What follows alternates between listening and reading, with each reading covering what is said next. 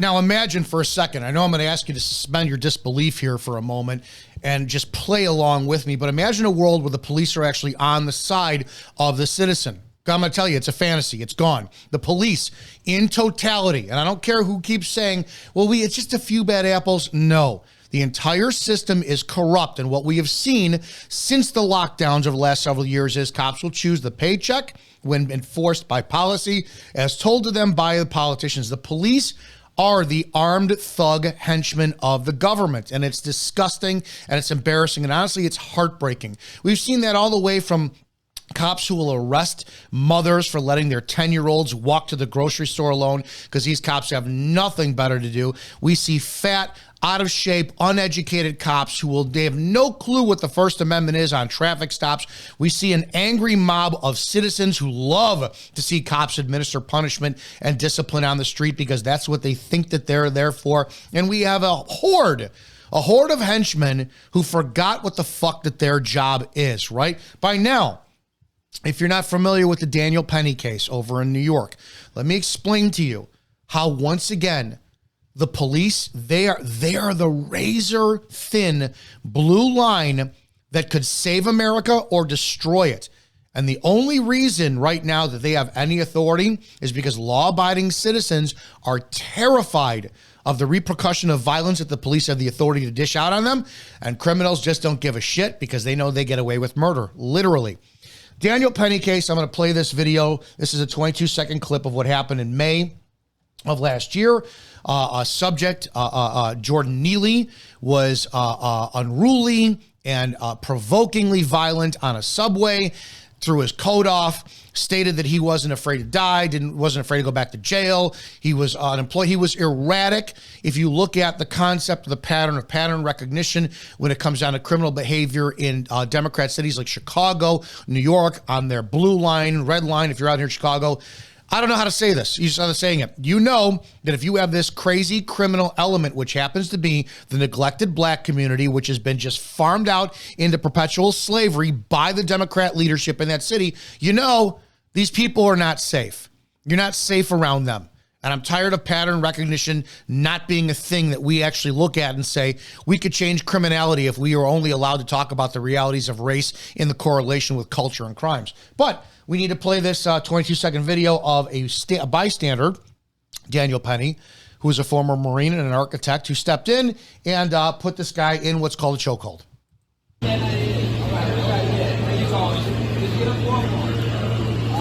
My wife is ex-military. You got a hell of a chokehold, man. You right? We ain't gonna die. You might choke on his own screen and put him on his back. He's on his side, man. Maybe.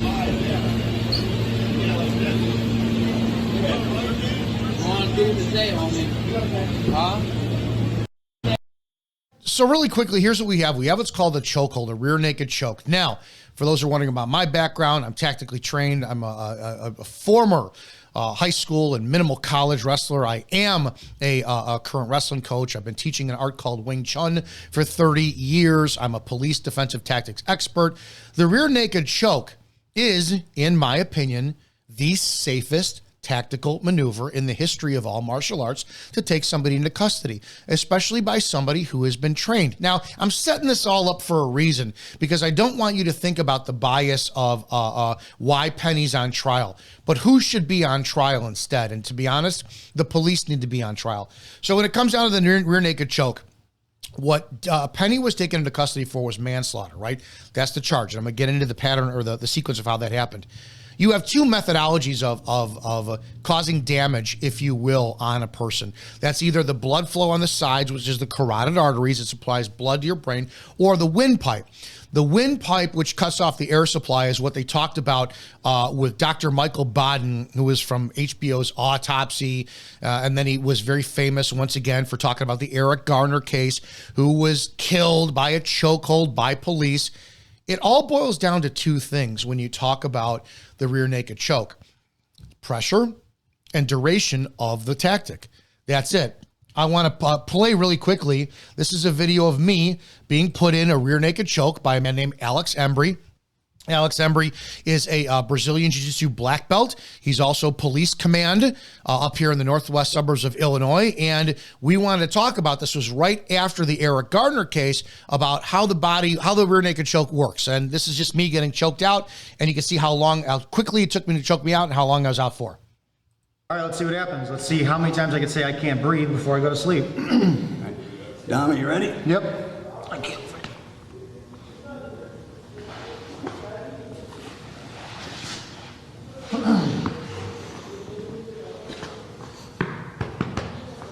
Hey, Dom? Yes, sir. There you go. How you feel? Wow.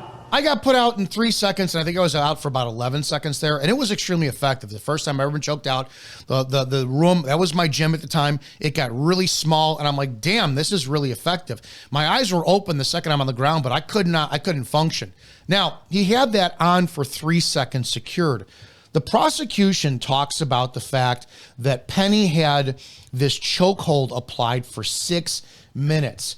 And the issue that I have when it comes down to how case and information is presented is it's all in how the prosecutors or defense attorneys will articulate the evidence they have. And I'm going to give you an example. So let's just say, for argument's sakes, I'm the prosecutor, right? I'm going to play both the prosecutor and I'm going to play the defense attorney. And I'm going to be grilling a medical examiner. And I'm going to say, hey, Miss Medical Examiner, I'm the prosecutor in this case. Can you articulate what you believe was the cause of death by Mr. Penny on Mr. Neely? And the prosecutor, the medical examiner says, yes, I believe it was asphyxiation and it was acute pressure placed upon the neck. Can you tell the jury approximately how long this tactic, this maneuver was held into place by the defendant?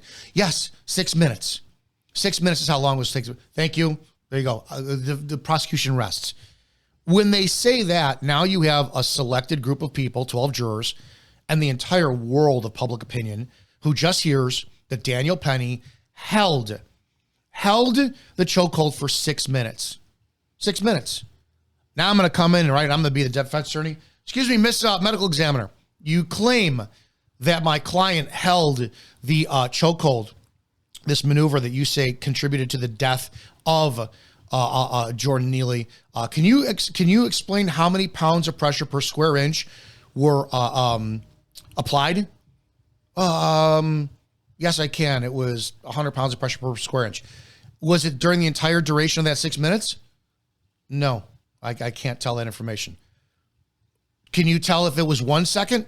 I can't tell. Can you tell if it was 60 seconds? I can't tell. Can you tell if it was 6 minutes? I can't tell. So you're just able to say that he held that position for 6 minutes. Did he hold the position in the physical, visual structure of it, or did he apply pressure all 6 minutes? You see my point? My point being is anytime we're talking about a chokehold, no one talks because they don't know. There's only two people who know how much pressure was applied and for what length of time. The person doing the pressure and the person receiving the pressure. So you can't say, even though the government likes to fucking play this game when it comes down to prosecuting criminals or police, or not police, it should be police in this case, innocent subjects who actually step up to the plate and do the jobs that the state should do, you can't say how long that pressure was applied for. All you could say was that movement was held. A stupid example. I can hold my hand here and I can squeeze, make a menacing face, and I can squeeze like this, and you guys will think that I'm squeezing my hand so hard when I'm not. I'm not. You have no idea how much pressure I'm applying based on what you visually see. You just see that I'm holding my hand. I hope that makes sense. And what I'm trying to establish is how fucked up the state is and how your police are criminal cowards themselves who refuse to step up and do the fucking job that they said they would. I want to play this audio or the report from the medical examiner and what she said. And I want to start putting all these things together to show you How what your police did is they pulled a Homer Simpsons into the bushes, and they're hoping to God you, as the American citizen, will not see them exposed for the shitbag criminals they are, siding with the government and not with the people. The prosecution close to resting its case in the manslaughter trial of Daniel Penny. Good evening, I'm Dick Brennan. And I'm Mary Calvi. Christine and Maurice are off. It's a dramatic update in the case of the Marine veteran who has pleaded not guilty to charges related to the chokehold death of 30-year-old Jordan Neely. Witnesses testified Neely entered the subway last year threatening people, and Penny tried to restrain him. Dozens of people have testified on the stand. The prosecution alleges Penny used excessive force. Alice Gaynor has been in the courtroom all week. And keep this in mind, too. I talk about this all the time. If this was a cop and the cop used force, used a firearm, right? Neely was on the subway and you had Neely's throwing his jacket around. Neely's taking swings, this and that. Neely aggressive. Neely put somebody else in a chokehold and the cops come up, put a bullet in his head and kill him. You're going to have an investigation for a violation of department policy. You're not going to have any criminal charges. You're not going to have any criminal charges, right? You're going to have an entire nation that finds out that Neely has a criminal history of 40 plus arrests, including violence towards women on the fucking subway. And they're going to, the angry mob is going to once again demand that the police clean up the streets and play stupid games, win stupid prizes. And he did a good job and all this and blah, blah, blah, blah. But when it comes down to citizens, the cops immediately will arrest and seek criminal charges for a citizen doing a job in the exact same aspect, which is keeping the peace and maintaining order in a free society and the responsibility of a citizen, right? So excessive force from the police usually always has the law on their side, and they will do everything they can to justify the police's actions to prevent liability and lawsuit. We know that's why. But when it comes to the public, you don't have the same affordability. You do not have the same. You are guilty in the eye of public opinion until the courts prove you guilty, matching those charges up because you've got a white man versus a black man and your life is fucking over. We're going to keep going. He's live outside with an update. Alice. Dick and Mary, prosecutors called more than 30 witnesses to the stand. The last to testify is the doctor who performed the autopsy on Jordan Neely. We just got an update moments ago. Court is finished for the day, but the defense has not finished their cross-exam, so the medical examiner will return Monday for questioning. Today, jurors were shown photos from the autopsy, in particular of Jordan Neely's neck and eyes. Dr. Cynthia Harris ruled Jordan Neely's cause of death compression of the neck or asphyxia. Prosecutors say Daniel Penny had Neely in a chokehold for nearly 6 minutes. In a voluntary police station house interview, Penny demonstrated. And I kind of came like this. Okay. Now, I want to come back to this, but I want to actually look at this for a second. So wait a second. You mean Neely or Penny actually went and spoke voluntarily to the police? I want to hear something, because this is my ultimate position on this. The police are always crying, our hands are tied behind our back, the public's out to get us. We know that the government, even though they use them repeatedly, right? The police are just as bad as black Democrats. Black Democrats who constantly vote for Democratic leadership in their city, all the while knowing that they are used for the perpetuation of farm slavery in the prison system all the time. Well, you have the police who see the same damn thing. You know that your mayors, your city councils, your state representatives, they're all going to crucify you. At the same time, they hold that paycheck over your head to keep you in line as the good little lapdog that you are to enforce their laws. I want to see if the cops had known, if they had prior information. We got Neely with 42 arrests, and we know recidivism rate is out of control in the country, especially in our liberal cities. People are getting shot, people are getting stabbed, people are getting robbed. We can't do anything. The district attorneys will not prosecute. They always want plea deals. The judges keep releasing these people on the street.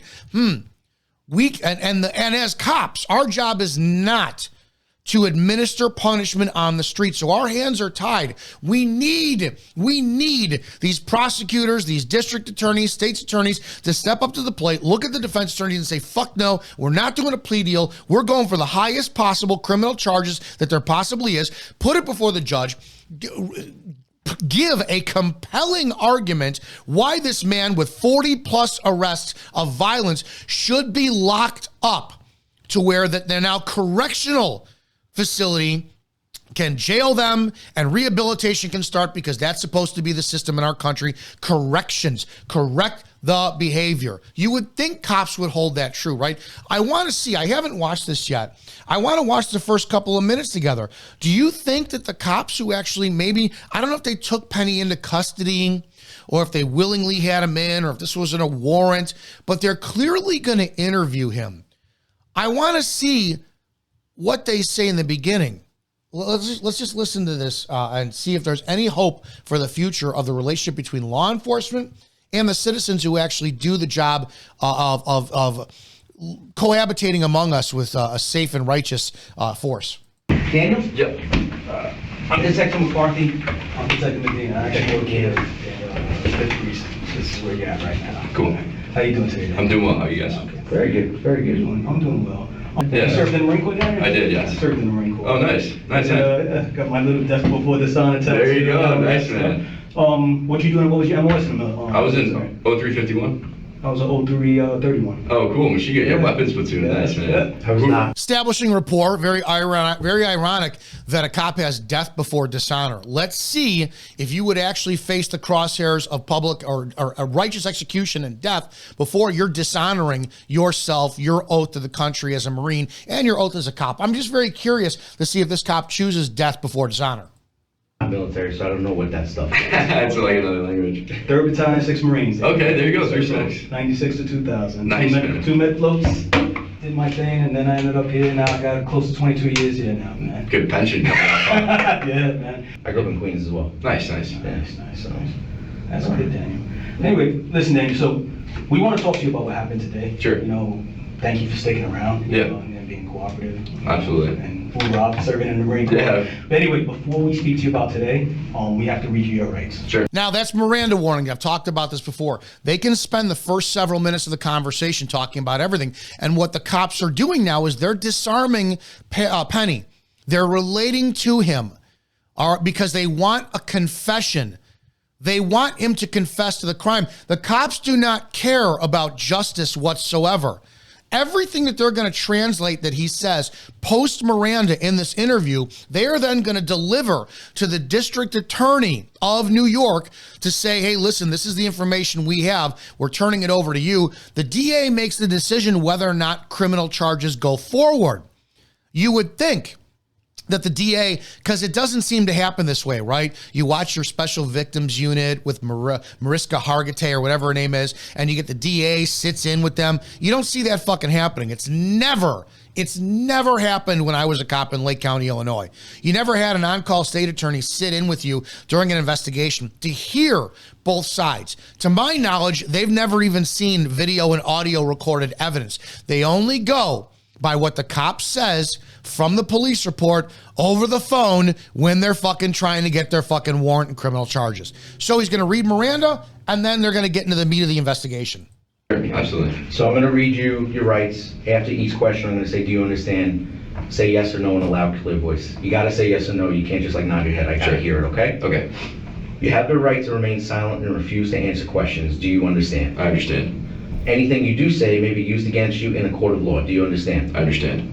You have the right to consult an attorney before speaking to the police and to have an attorney present during any questioning now or in the future. Do you understand? I understand. If you cannot afford an attorney, one will be provided for you without cost. Do you understand? I understand. If you do not have an attorney available, you have the right to remain silent until you've had an opportunity to consult with one. Do you understand? I understand. Now that I've advised you of your rights, are you willing to answer questions? Yes. Okay.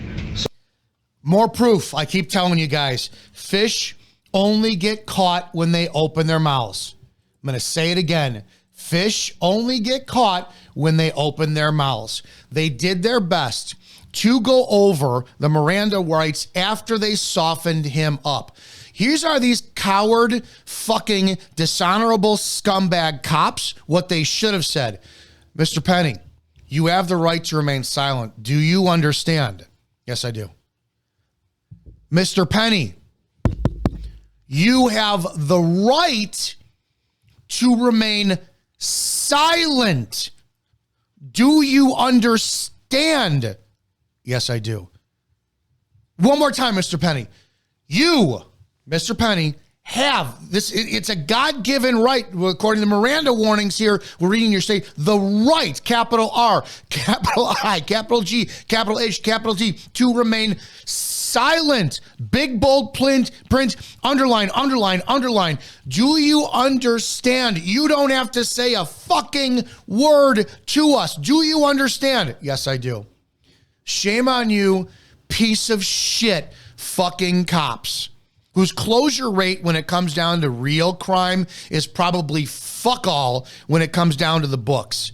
Death before dishonor? No, you're a scumbag. You dishonored the badge. You dishonored your oath to the Marines. Fuck you.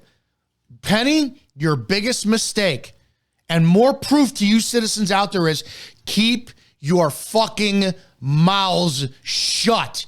Do not talk to the cops under any circumstances whatsoever. This poor guy, he fucking thought he was doing the right thing, right? Shitbag criminal on the street, fucking threatening people. He rushes in because he's a Marine. He swore he has served his country. Then all of a sudden, your best friend cops come in and you just want to help them. You want to help them. You open your mouth. Next thing you know, 20, 30 hours later, they come back with fucking the bracelets, put them on you. They got a warrant for your arrest, criminal charges, and you're sitting in jail. The police are not your friends. They're not your friends. They're not. Let's start there.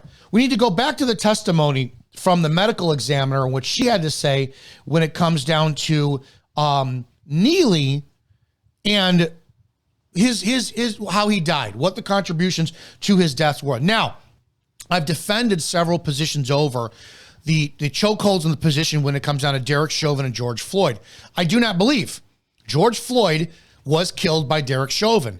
I believe that George Floyd died from the drugs in his system. However, I think Derek Chauvin committed an even worse offense by punishing and holding that position of an insulting and provoking fucking nature for 9 minutes. And it always blows me away. Equal justice of the law, right? You can come up to a cop and you can touch him on the vest. You can get arrested to battery against a police officer. But cops will not, well, thank God that Chauvin was held accountable. But in any other case, which Chauvin had committed that tactic several times, there's numerous pictures of him from body camera footage, he can hold that position for 9 minutes and no criminal charges will ever be fucking held against him, except for it was the death of George Floyd, right? So I'm not saying that I believe the police chokehold or this chokehold from Daniel Penny has any true circumstances when it comes down to the contributing factor of death on a person when drugs are involved in their system. I just don't. And let's listen to what she has to say. Did you apply pressure, Daniel? No, I wasn't. I just wanted to keep him from getting to people. After Penny let go of Neely, several witnesses, including responding officers, testified Neely had a pulse. Dr. Harris says that's not surprising. This is an asphyxial death. The brain dies first.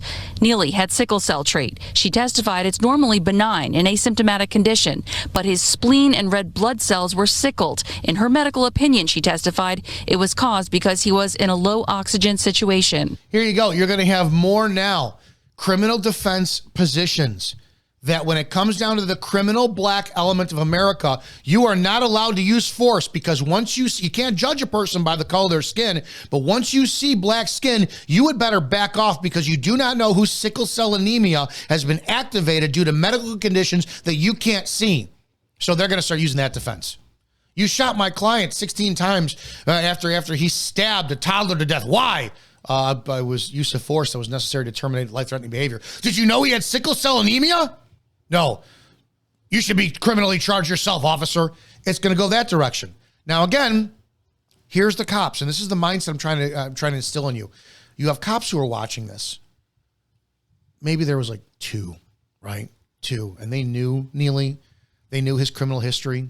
They knew how many times he'd been arrested. They knew that the system was against them. They know it all the time. They're vilified, fuck the police, defund the police. And then all of a sudden you turn around and the criminals are just let loose and they're allowed to do whatever they want. There's no justice anywhere.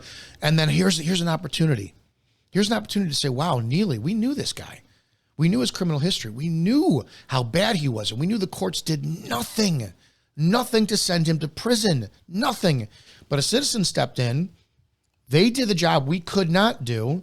Yeah, Neely died in the process, but now here comes a medical examiner who, after two cops just abhorrently just were scumbags and did not side with the righteous hero in this case and said, you shut your mouth and ask for a lawyer right now. They're hearing more information. You're hearing a medical examiner glorifying a criminal, which they knew was a vile piece of shit that the courts had zero intent on ever holding accountable to preventing him from victimizing more people. But let's go on and hear what she has to say. A toxicology report revealed Neely had a synthetic cannabinoid, otherwise known as K2, in his system. But she told the jury no one can say how much because current testing does not quantify it. It only determines if it's present, since synthetic cannabinoids change like fashion trends. On cross-examination, defense attorneys asked her about higher rates of toxicity and hospitalizations due to K2. She said it was 2 to 100 times more potent to standard natural occurring cannabinoids. Again, more siding with the criminal. They're not going to give you a direct result of how much is in the body that attributes to death. They're only going to set it up on, oh, compression to the neck killed this person. Listen to this last thing she says, that any rational human, hopefully the jury hears this and says, no, dude, there's no way we're convicting. Based on her testimony alone, based on her, this one statement she makes should have this entire case thrown out. And it should have cops going, oh, this is unacceptable. They also noted after she performed the autopsy, Neely's death certificate originally said cause of death pending further study.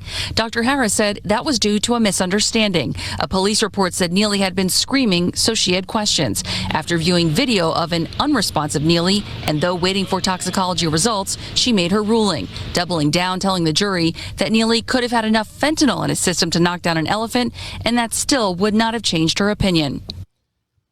He could have had enough fentanyl in his system to bring down an elephant, and that would not change her opinion. Here you have a woman who is a medical examiner. It's the same thing as your loved one is in a hospital bed, nurse comes along, and you see the nurse open up your loved one's face, pour a gallon of rat poison down their throat. But a medical examiner says, well, she had pre-existing conditions and a heart attack, a failure that resulted from the rat poison. That's what actually killed her. So I'm ruling this death natural causes for a heart attack. We saw that during the lockdown and the COVID pandemic and how many deaths were. We saw it in Illinois. Our chief medical examiner gave a press conference and said, yeah, you could die in a car accident, but if you had COVID listed in your system, it would be a COVID-19 death. How? How is this legally and lawfully allowed? This is where I'm going with this. This is why you police are the enemy of the people. If this guy gets convicted after the cops showed up on scene, said he had a pulse, you have a medical examiner that held off on the findings of his death, said it was certain aspects were inconclusive, said in her testimony that even if he had enough fentanyl to kill an elephant, she would still rule the chokehold as the contributing factor to his death. How are you cops not saying enough is fucking enough?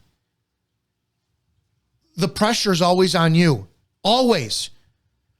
The public pressures you to do a job that they know you can't do, but they want you to do anyways. They want you to shoot and kill these criminals on sight. They're sick of them because the courts will not uphold their end, will not sentence these people, will not send them to prison. And when they go to prison, they play the race card about how over densely populated a culture and a race is represented in that jail, even when that culture is committing a majority of the violent crimes in the cities. So they let them loose, no bond. Tons of you cops out there know that the same players out there are committing all these crimes. You know it. You're a part of this community. But this is what you do. You arrest someone who did the job that you can't fucking do.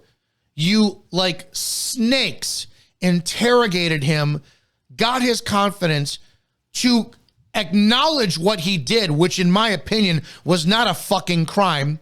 You compiled that information for your stats under the pressure of whatever your state government and federal government and the court of public opinion and the pressure from the Black Lives Matter community is going to do, presented it to your DA. You knew your cowardice DA was going to vilify this hero. You knew your judge is not going to hold anything accountable unless it's a white guy who does something. And instead of you guys all swarming the courtroom saying, no, this stops right here and now. Even if you sentence him to life in prison, we're not going to let you take him into custody. You have every corrections officer and every fucking cop on the street stand arm in arm around Daniel Penny and say, you could do whatever you want, sentence him. We're not holding him accountable. We are not going to enforce it. Does anybody understand out there that the state could make up all the laws it wants? The state could sentence all the people they want. It is the cop who is the only factor to whether or not sentencing will follow through. Because Daniel Penny could walk out of that court, who's going to stop him? The police are going to stop him. Daniel Penny could say, no, I disagree with your ruling, and the entire jury gallery could say, yeah, no, judge, we don't agree with what you're doing, and they could all escort him out. Who's going to take him into custody? The police. The police. You can go get your license plate and you fail to renew the sticker. And literally one day after the month, it could be December 31st, your vehicle sticker expires. And on January 2nd, after the holiday, you still didn't get it renewed. It could lead all the way to your death. You can lawfully be pulled over by a cop. You can lawfully be given a ticket. Yeah, the court's probably going to throw it out. But if you don't comply, if you say, why you pull me over, officer? Your vehicle sticker's expired. It's expired by a day, and the DMV and the currency exchange was closed yesterday. License insurance, please. Officer, step out of the car. You don't want to step out of the car. You know you could be pulled out of the car, and if you resist all the way for a little fucking traffic sticker, that cop could execute you on the street, and the public will support it because you should have just complied over a bullshit fucking law that the cops will enforce to keep their paycheck. This is it. It's not a few bad apples. The system, the entire orchard is rotten. Every cop in New York knows that this Daniel Penny is not a criminal. They know the criminal history. Even if they never worked in this district and they found out about Penny and they found out about this shitbag who'd been released God knows how many times with no accountability from the fucking judge and the district attorney, they should hold the district attorney and the judge accountable and say, until you're ready to do your job, we're not doing ours. We're the ones who are armed. We're protecting Daniel Penny, not you. These cops, they're on the payroll of the corrupt. They care only about who signs their paychecks. And you, the citizen, will still fucking back them. You'll still go, back the blue. Their hands are tied. Well, I've talked about this earlier during the week. You've got the Georgia sheriffs who arrest a mom for letting the 10-year-old walk to the street, and that fat pig fucking sheriff deputy smiles on camera before she takes her into custody. You've got the LA County judge who rules that a mom could chemically castrate her 12-year-old son, denying the father parental rights of protecting their own kid. And if that father chooses to step up to the plate and prevent some doctor chemically mutilating their child, what's going to happen? The cops will enforce what the judge ordered. And if it leads all the way up to the death of the father who's trying to protect their kids, the cops will not bat an eye and say, we're just doing our job. The Daniel Penny case, it's more proof, and I don't know how much more we need, that the police are not on the side of the people. They do not honor their oath. They are the only thing that can stop any of this by looking at the courts and saying, no, we are not enforcing this. You are wrong. Appeals don't work. Fucking no justice is being served. You are, as cops, allowing your judges to release these criminals. You know how dangerous they are. The prosecutors are not doing their jobs, but what do? You step and fetch like good little boys and girls out there, and you arrest the righteous. No one should have any faith in law enforcement across the nation until one case shows thousands of police stepping up and supporting someone who should not be fucking in jail. But we won't see that. We won't see that. Daniel Penny should have the police protection. He should have correction officers fucking protecting him. He should have cops and corrections standing up to the judges, to the district attorney, setting precedents and a standard by saying, no, we are not sending this man to jail. And just like they would for their corrupt mayors, they'll do a fucking detail around his house 24/7, and they'll have 2 squads parked up front, parked out back. And anybody who comes up that neighborhood, they're going to be subject to fucking police brutality. This is one of the most disheartening times in our culture with law enforcement, where they know right and wrong, and they choose actively wrong, all because they are bought and paid for with that government paycheck. We saw it during the lockdown. We see it where they don't care. Cops will not stand up against who's crossing over that border, coming in illegally into our towns. They will not stand up against fucking these fucking arrests that make no sense. Our corrupt judges. And what do they say? Our hands are tied. Our hands are tied. Last time we checked, boys and girls, you're the ones with the guns. You're the ones that when you use them, you're able to lawfully get away with it, and you expect public backing. I refuse to back the blue until the blue stands up and shows me one instance of them reminding themselves the oath they swore to, who they serve, and that we can count on them to do their job righteously. This Daniel Penny case, I hope to God that he's released. I hope to God that he's found not guilty. And I hope to God that the jury makes the right decision, because apparently, once again, it's proven our cops fucking refuse to. If you want the truth about the mindset of police, how they do what they do, why they, and when they do it, and why they keep doing it, then subscribe to the channel and check out all the videos I've done on this subject. Join me live every Wednesday night, 9 p.m. Eastern. We watch a video together, and then you call in. Do you agree? Do you disagree? How can we change cop culture together? Getting a hold of me is easy, 708-982-0974, or send me an email to officerdominickizzo@gmail.com. Guys, you could support the police and still remember you have rights. Don't talk to the police. Keep your mouth shut. Remember, fish only get caught when they open their mouths. Thanks for the support to the channel, and I'll see you in the next video.